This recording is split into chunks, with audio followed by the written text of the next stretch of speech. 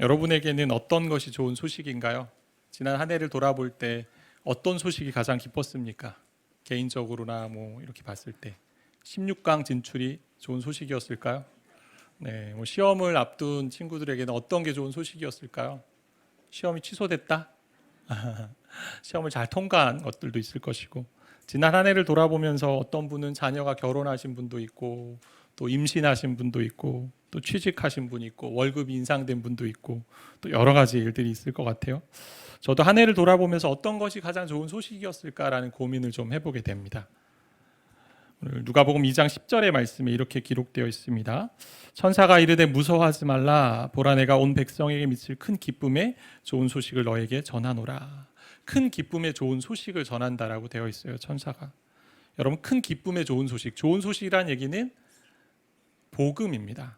영어로 우리가 잘 아는 굿 뉴스고요.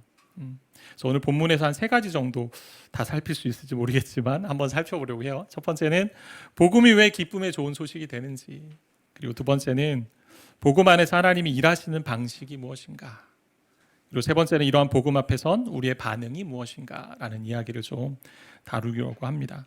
여러분, 왜 복음이 기쁜 좋은 소식이 될까요? 여러분, 복음 앞에 서면 어떤 일이 벌어집니까? 하나님의 영광이 복음 가운데 있는데, 자, 오늘 말씀해 보면 목자들이 밤에 양떼를 지키고 있을 때 주의 천사가 나타날 때 주의 영광과 함께 나타납니다. 하나님의 영광이 함께 하니까 그들이 첫 번째 했던 반응이 뭐냐면 두려워합니다. 인간은 두려워할 수밖에 없어요. 크신 하나님 앞에. 하나님의 능력이 나타나고 임재가 나타나고 존재가 나타나기 때문에 연약한 인생, 그리고 죄 많은 인생은 그 앞에는 두려워 떨 수밖에 없는 것이죠. 왜 그렇게 두려움이 생겼나요? 하나님 앞에서. 원래 인간은 하나님과 교제하던 존재였습니다. 함께 에덴에서 정말 행복한 삶을 누리는 존재였습니다. 그런데 범죄함으로 말미암아 하나님으로부터 떠나서 어떻게 해요? 스스로 신이 되길 원했고 스스로의 힘에 기대 사는 존재가 되었습니다. 그러고 나서 벌어진 일들이 뭐냐면 두려움 가운데, 실패와 거절감에 두려움 가운데 살게 됩니다. 내 힘으로 뭔가 해보려 하는데 잘 되지 않아요. 매번 잘 되는 인생이 아니고 내 계획대로 되지 않을 때가 더 많은 것을 경험하면서 미래에 대한, 막연한 미래에 대한 두려움들이 있습니다. 오늘도 오면서 어떻게 생각하셨습니까? 예배드리 오면서 내일 괜찮을까? 뉴스를 보면서, 때로는 일기예를 보면서. 근원적인 존재의 두려움은 바로 하나님을 떠나서 생긴 거거든요. 큰 영광 앞에 서니 그것이 보이는 거죠. 주 안에서 사랑하는 성도 여러분, 굿뉴스가 진짜 좋은 뉴스가 되기 위해서는, 복된 소식이 되기 위해서는 먼저 배드 뉴스를 경험해야 돼요. 그게 뭐냐? 우리는 하나님을 떠난 산 존재로 하나님 앞에 설 때 두려움을 가질 수밖에 없다. 왜? 우리 안에 죄악이 있고 그로 말미암아 두려움과 불안이 우리 가운데 있기 때문에. 내 힘으로는, 인간의 힘으로는, 존재로는 죄의 문제와 사망의 문제, 그 두려움과 불안의 요소를 다 해결할 수 없기 때문에 복음에 그 하나님의 영광이 나타나 있어요. 그분만이 거룩하고 온전하신 분이기 때문에. 그래서 그 앞에 서면 어느 누구도 떳떳해질 수 없습니다. 근데 하나님이 여기서 멈추지 않으세요. 복음에 무엇이 있어요? 구원이 있기 때문에.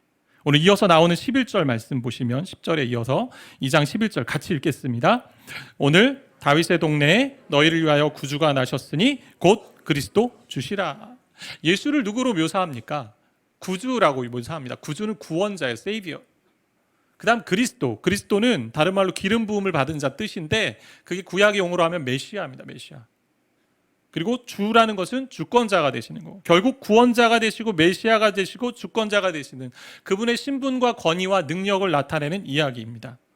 우리가 읽지 않았지만 2장 1절부터 시작되는 걸 보면 유대인들은요, 로마의 지배를 당하는 백성들이었습니다. 자기 나라 땅에 살고 있지만 로마의 통치를 받는, 억압을 받는, 압제를 받는 그런 백성들이었습니다. 자유가 없었겠죠, 제대로 된. 그러니까 그 압제에서 건져줄 정치적 지도자와 군사적 지도자, 그리고 자신들의 인생의 질병과 육체적 고난으로부터 구원해줄 구원자를 그들은 항상 기다려왔습니다. 그게 메시아였어요. 기름 부음을 받은 자, 어떠한 사명을 위해서 택함 받은 존재, 우리의 인생을 책임지실 그 구원자, 그 주권자, 복음 안에 이것이 담겨 있다는 거죠.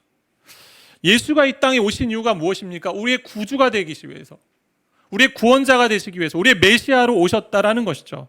앞서 본 것처럼 하나님 앞에 설 때 비로소 인간은 자기의 약함, 악함, 연약함, 죄악됨을 깨닫게 됩니다.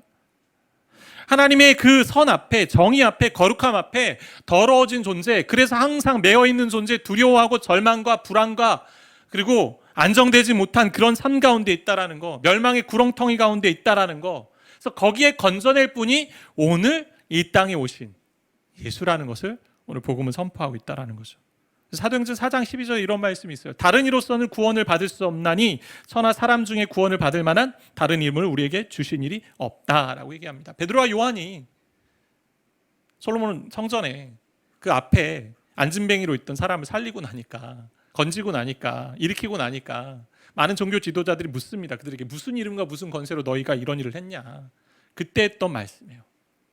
다른 이로서는 구원받을 이름이 없고 다른 이로서는 저 안진뱅이를 일으킬 능력이 없고 오직 예수 그리스도의 이름으로만 가능하다라고 이야기하는 것이죠. 여러분, 이제까지 살아오시면서 어떠셨습니까? 내 욕심의 문제, 내 죄의 문제 잘 해결해 오셨습니까? 내 영혼의 어떤 비어있는 이 갈증을 해결해 오셨습니까? 사람이 잘 변하지 않는다라는 것을 자주 여러분에게 말씀드렸잖아요. 어떻게 변할 수 있어요? 행동을 바꾸고 어떤 윤리적인 지침을 가지고 책에서 이렇게 하라라는 걸 읽고, 또 때로는 친구나 때로는 선생님이나 누가 이렇게 사십시오 하는 그런 이야기를 듣고, 그런 조언들이나 그런 책들의 어떤 이야기들로 바뀌는 것이 아니고 우리의 내면이 바뀌어야 되는데, 그 내면을 바꿀 수 있는 것은 오직 하나님의 복음만이 가능하다라는 걸 이야기하고 있는 거죠.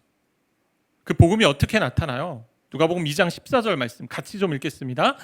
지극히 높은 곳에서는 하나님께 영광이요, 땅에서는 하나님이 기뻐하신 사람들 중에 평화로다. 자, 지극히 높은 곳에서는 하나님의 영광이라고 얘기합니다. 그리고 하나님이 기뻐하신 이 땅에서는 기뻐하신 사람들 중에 평화라고 얘기하죠. 예수가 탄생하신다라는 이 약속의 말씀을 전하면서 천군 천사들이요 함께 노래하는 주제가 이거예요. 주제곡이 이거죠. 하나님께 영광, 땅에는 평화. 구주가 오시면 이 땅에 벌어지는 일이 있어요. 평화가 임합니다. 평화. 왜? 예수가 평강의 왕이기 때문에. 여러분, 평화가 무엇입니까? 당시 이스라엘 백성들 가운데 있었던 평화는 어떤 걸까? 어떤 평화를 갈망했을까요? 1절에 보시면 우리가 읽지 않았지만 가이사 아구스토가 영을 내려 호적을 하게 합니다. 당시 로마의 통치자였어요.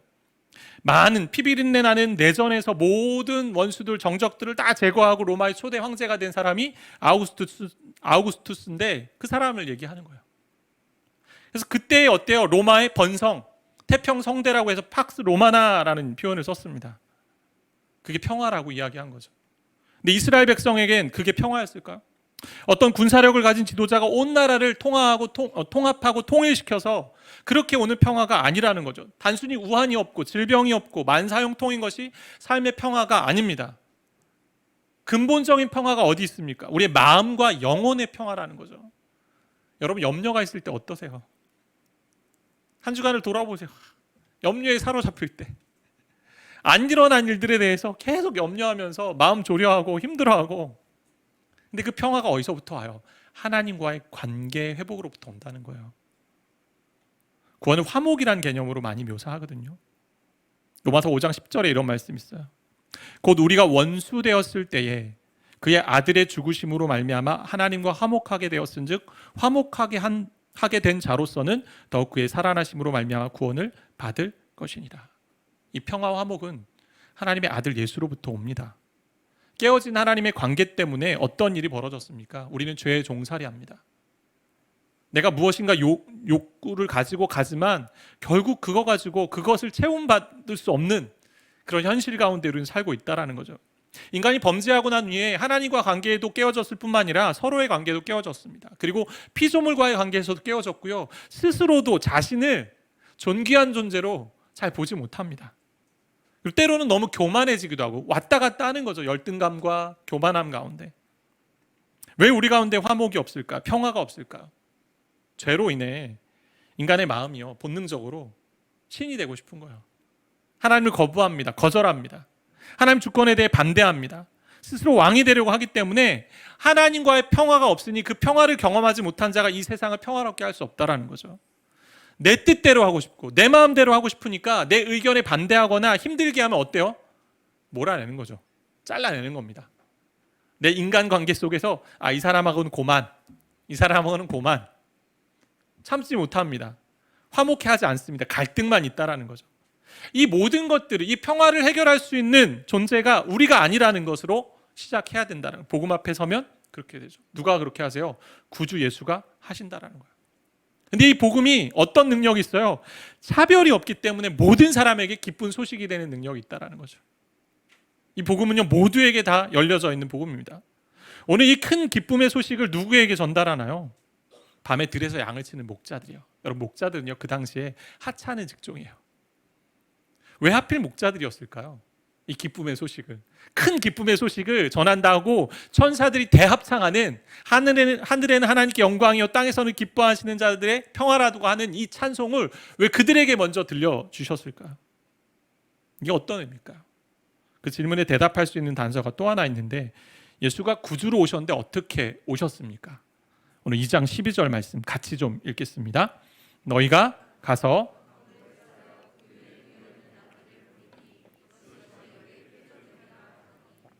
강보에 쌓여 구유에 놓여 있는데 이걸 표적이라고 얘기해요. 호적하러 예수의 어머니 마리아와 아버지 요셉이 나사렛에서 베들레헴까지 왔어요. 여관을 찾았지만 자리가 여의치 않아서 어떻게 합니까? 마리아의 출산이 임박했고 하는 수 없이 머문 곳이 외양간 마구간입니다.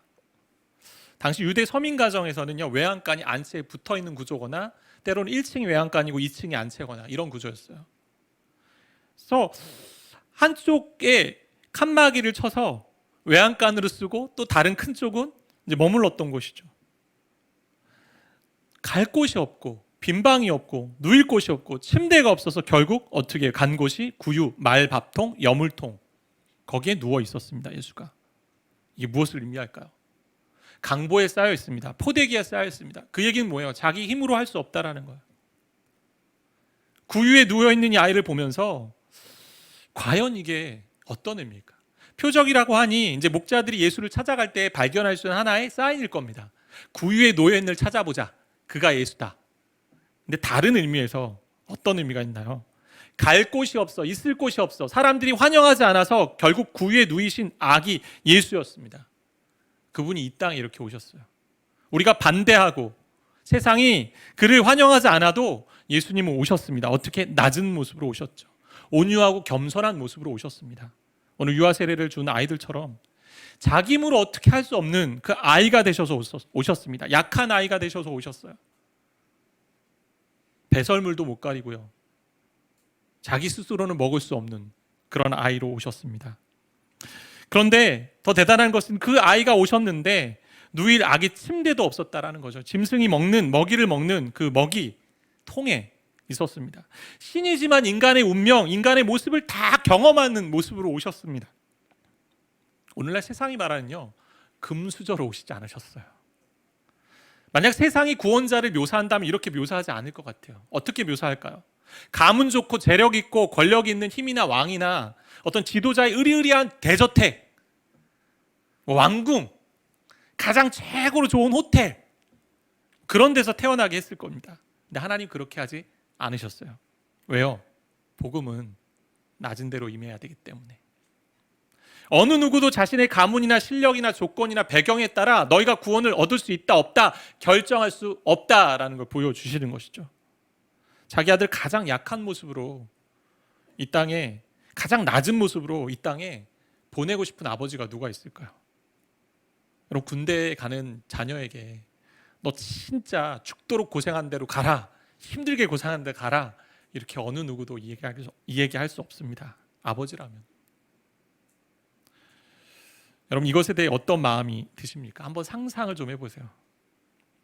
우리를 위해 이러한 육신의 모습으로 오신 예수, 낮아진 예수, 하늘 영광을 버리고 어머니 마리아의 도움과 보호와 긍휼이 필요한 존재로 오신 예수, 그분이 왜 이렇게 오셨습니까? 어느 누구도 차별하지 않겠다. 이것이 바로 세상이 알 수 없는 신비이자 기적이에요. 당시 천한 그 목자들에게 먼저 이 좋은 소식을 전했고요. 하나님의 아들 예수가 종의 모습으로 자기를 비워서 약한 모습으로 오셔서 불편한 자리로부터 시작하셨습니다. 왜요? 우리를 위해서. 이게 하나님이 우리를 향한 배려이자 사랑입니다. 그리고 앞서 말한 것처럼 왜 구유에 누이시게 됐어요? 이 세상이 그를 환영하지 않았기 때문에. 우리도 환영하지 않은 거죠. 어떻게 보면 하나님을 쉽게 받아들이지 않습니다. 여분의 방이 없습니다. 성탄의 시즌에 우리가 좀 동일한 마음으로 갔으면 좋겠어요. 낮은 자리로 임하시는 그 은혜를 좀 붙들었으면 좋겠고, 그 복음 가운데, 좋은 소식 가운데 진짜 차별 없으신 하나님의 그 은혜, 그리고 구원이 그 가운데 있다는 걸 여러분 이 시즌에 말씀을 보면서 발견하고 경험하는 그런 귀한 은혜가 있었으면 좋겠습니다. 그래서 우리가 그런 마음을 가지고 25일 날 성탄 선물을 가지고 좀 전달하려고 하는 거예요. 복음 안에는 하나님의 영광과 크심이 있는데 그것들을 우리가 잘 기억하며 좀 살아갔으면 좋겠고요. 두 번째 얘기를 좀 하면 하나님의 일하심의 방식이 이 가운데 좀 있어요. 2장 1절부터 나오는 말씀이 대략 그렇습니다. 가이사 아구스토 때 영을 내려서 천하 모든 나라에 호적을 하라고 해요. 인구조사를 하는 거죠. 두 가지 차원에서 하게 되는 것 같아요. 인구조사 왜 합니까? 군인을, 병력을 동원하기 위해서, 또 하나 세금을 징수하기 위해서 이제 하는 거죠. 근데 유대인들에게는 주로 세금 징수일 텐데 어쩔 수 없이 마리아와 요셉이요 나사렛에서 베들레헴까지 갑니다. 대략 찍어보면 145km. 3, 4일 길을 가야 되는 거예요. 어떻게요? 산모가 그 길을 갑니다. 베들레헴에 와서 나이를 낳게 되는데 좋은 방에서 낳지 못하고요, 외양간, 말구유에, 구유에 아이를 누이고 포대기를 씌워서 하게 됩니다. 결혼 이전에 아이를 임신했다는 이야기를 들었던 당황했던 여인이었고, 산딸이 다 되어가는데 호적하라고 하니 이 남편이 그냥 두고 갈 수 없어 같이 데려가고 3, 4일 길을 걸어왔고 호적하러 왔더니 여관에 많은 사람들이 있어서 들어갈 곳도 없고 예왕간이 있는 곳으로 갔고 많은 손님들이 가득해서 소음이 엄청났을 것이고요. 소란스럽고 또 극심한 출산의 고통 가운데 있던 마리아, 그렇게 출산했는데 오늘 말씀처럼 천사들이 예고로 말미암아 목자들이 갑자기 방문해요. 낯선 사람이 방문합니다. 여러분 이걸 한번 그려보세요. 크리스마스 카드에 나와 있는 그 마리아 예쁜 여인이 예쁜 아이, 웃고 있는 아이를 안고 있는 그런 모습이 아닙니다. 어둡고 칙칙하고 냄새나고 더럽고 그런 자리였습니다. 우리 삶을 좀 잘 생각해 봅시다. 항상 우리가 원하는 시간이나 장소에서 내가 원하는 그 정확한 중요한 일이, 내가 바라는 일이 이루어지지 않는다라는 거예요. 그럴 때 우리는 그렇게 생각하면 도대체 하나님은 나를 기억하고 계시는가? 내 기도는 듣고 계시는가? 왜 내 기도만은 듣고 있지 않는 것 같은가? 투정하고 의심하기도 합니다. 근데 오늘 이 모습을 통해 하나님이 우리에게 말씀하고 싶으신 것은 우리가 원하는 시간과 장소에 꼭 일어나는 것이 아니고 하나님이 디자인하신 시간과 장소를 통해 그분의 뜻을 이루어 가신다라는 것이죠. 이렇게 혼란스럽고 복잡하고 어찌 보면 더 어둡고 차가운 환경이라 할지라도 하나님 우리의 인생을 그렇게 이끌어 가신다라는 거예요. 심지어 그분은 황제의 계획도 하나님의 뜻을 이루는 계획으로 이루어 가시는 거죠. 구약에 예언한 것처럼, 미가 선지자를 통해서 예언한 것처럼 베들레헴에서 태어나야 하기 때문에 황제가 호적을 명령한 거고 그 자리에 가게 되는 거예요. 하나님은요 그분의 뜻을 우리의 생각과 우리의 방식으로 이루어가지 않는다라는 거예요. 저의 인생을 돌아보니까 그런 일들이 참 많아요. 많이 깨닫게 됩니다. 내가 왜 신학을 공부하게 됐을까? 왜 내가 목회를 하게 됐을까? 그리고 어떻게 이렇게 분립개척하는 그 자리에 오게 됐을까? 그리고 예수가온교회 목회를 하게 되었을까? 아무리 생각해도 찾을 수 없어요. 하나님의 걸음이죠. 하나님의. 때론 너무 혼란스럽고 내가 무엇이 과연 될 수 있을까라고 고민하고 번뇌하고 힘들었던 상황들도 있었고 도망가고 싶었던 것도 있었고 어두움의 고난의 터널을 통과하면서도 하나님께서 우리의 삶을 그렇게 인도하시고 이끌어 오셨다라는 거죠. 아직도 그러한 터널이 남아있을지도 모르겠지만 그럼에도 우리가 가는 길이라는 거죠. 이게 복음의 능력입니다. 우리의 인생 가운데 하나님은 우리를 향한 당신의 계획을 이루어 가고 계십니다. 때로는요 그 계획을 이루기 위해서 어떻게 하시는 줄 아세요? 이 땅의 제도를 바꾸십니다. 그리고 이 땅의 권력자의 손을 사용하기도 하십니다. 그러면서 인간적인 생각으로는 너무 이해되지 않고 또 너무 이상하고 너무 혼란스럽고 너무 정신없는 그 상황 속에서도 하나님은 그 계획을 우리를 통해 이루어 가신다라는 거예요.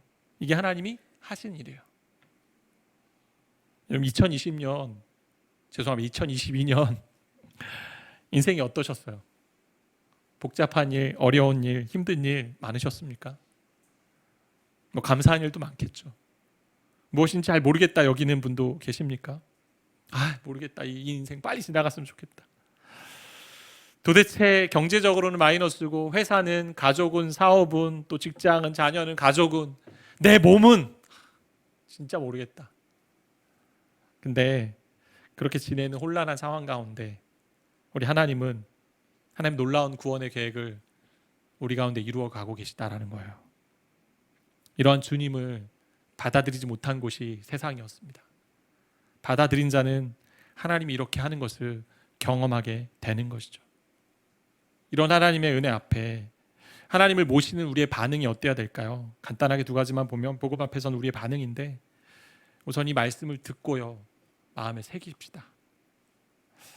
오늘 천사가 큰 기쁨의 좋은 소식을 전한다고 하니까 어때요? 목자들이 듣고 그 말대로 베들레헴으로 갑니다. 아기 예수를 찾아갑니다. 순종하고 따라가는 거죠. 그게 15절부터 20절 이제 후반부에 나오는데 우리가 읽지 않았지만, 가서 마리아와 요셉을 찾고 천사가 전한 이야기를 전합니다. 나눕니다. 그때 마리아가 또 어떻게 반응하냐면, 누가복음 2장 18절 19절 말씀 같이 읽겠습니다. 듣는 자가 다 목자들이 그들에게 말한 것들을 놀랍게 여기되 마리아는 이 모든 말을 마음에 새기어 생각하니라. 놀랍게 여기는데 마리아는 어떻게 해요? 이 말씀을 마음에 새기어 생각합니다. 마음에 새기는 거죠. 복음을 들었다면, 우리가 기쁜 소식을 들었다면 어떻게 해야 합니까? 그냥 보고 듣는 전도가 아니에요. 마음에 새기는 거죠. 그래서 그것으로 살아가는 것입니다. 시편 119편 11절 하반절 말씀에 보니까 주의 말씀을 내 마음에 두었나이다. 주의 말씀을 들었다면 듣고 마음에 새기고 있어야 된다라는 거죠. 세상에 많은 사람들이 성탄 시즌에 이 카드에 이 그림을 새겨 넣으면서 그냥 좋은 그림이다, 뭐 허구적 이야기겠지, 뭐 하나의 작품이겠지, 이렇게 치부하더라도 우리는 그 진리의 말씀, 좋은 소식을, 복음을 깨달아야 하고 마음에 새겨서 그것들을 가지고 살아야 된다라는 거죠. 저 자신을 보니까 잘 듣지 못할 때가 많아요. 송구하지만 나이가 점점 들어가면서 듣는 능력이 많이 떨어지는 것 같아요. 왜 그럴까 고민하다가 제 귀가 되게 작거든요. 귀가 작아서 안 들리나? 근데 그런 게 아니에요. 아내가 늘 그래요. 내가 지난번에 이야기했잖아. 무슨 얘기예요? 잘 생각해보면 마음에 새기지 않는 거죠. 듣는 것은요, 마음에 새기는 것은 기술이 아니고 태도이고 자세입니다. 듣고 있지만 듣지 않고 딴 생각을 하거나 두 가지를 하면서 혼자 혼란한 가운데 있기도 합니다. 아마 예배 중에 그러실 수도 있잖아요. 이 설교를 들으면서 다른 생각도 하기도 하고, 다른 집중을 하기도 하고, 뭐 어떤 거에 꽂혀서 그걸 또 생각하기도 하고, 목사님 오늘은 좀 얼굴이 뭐 그런 것 같다 하면서 그 생각을 할 수도 있고. 근데 정말 우리가 해야 되는 것은, 하나님이 하신 이 말씀, 이 좋은 소식, 복된 소식, 복음이라고 한다면 우리 마음에 새겨서 이 성탄의 시즌을 보내야 한다는 거죠. 아니, 매일매일 이 신앙의 여정 가운데 그렇게 마음에 새기고 살아야 된다는 거죠. 이제 한 해를 마무리하며 새해를 준비합니다. 저 여러분이 그렇게 그 하나님의 말씀, 복된 소식을 마음에 새기며 사시는 그런 삶이 되기를 바랍니다. 그리고 어떻게 해야 될까요? 천사들처럼, 그리고 목자들처럼 어떻게 하면, 목자들이 이제 나아가서 어떻게 하냐면 20절에 보니까 하나님께 영광을 돌리고 찬송하며 돌아갑니다. 천사들처럼. 정말 기쁨의 소식을 들은 사람의 반응이 어때야 될까요? 세상에게 크리스마스를 뺏긴 것 같습니다. 더 즐거워합니다. 더 행복해합니다. 먹고 마시고 놀고 이러면 행복해하는데 그 의미가 뭔지도 모르고, 의미를 아는 우리는 어때야 될까요? 더 기뻐해야죠. 더 감사해야죠. 더 찬양해야죠. 여러분, 무엇을 찬양하고 무엇을 고백하고 계십니까? 성탄의 시즌에 우리가 허락하신 가장 귀한 선물 예수 그리스도가 약한 모습으로, 우리와 동일하게, 아니 우리보다 더 비천한 모습으로 이 땅에 오셔서 우리를 구원하시기 위해 그렇게 오셨다는 사실, 그 복음 앞에 우리가 함께 기뻐하고 함께 찬양하는 그런 믿음의 사람들이 되길 바랍니다. 그게 어떤 모습이 있어요? 예배요, 예배. 하나님 예배하는 거죠. 매주일 나와서 우리가 예배하는 것이 그 기쁨의 감격을 누리는 것이고 또 하나님이 하신 거에 대한 감사의 고백들이 예배입니다. 우리 평생의 삶이 좀 저 여러분이 예배하는 그런 삶이 될 수 있도록 이 성탄의 시즌 다시 한번 기억하며 예수가 누구신지, 예수가 어떻게 오셨는지, 그것이 나에게 어떠한 의미가 있는지 그 복음 앞에 서서 말씀을 새기고 생각하고 또 결단하고 기뻐하고 찬양하는 그런 여러분이 되기를 바라고 축복합니다.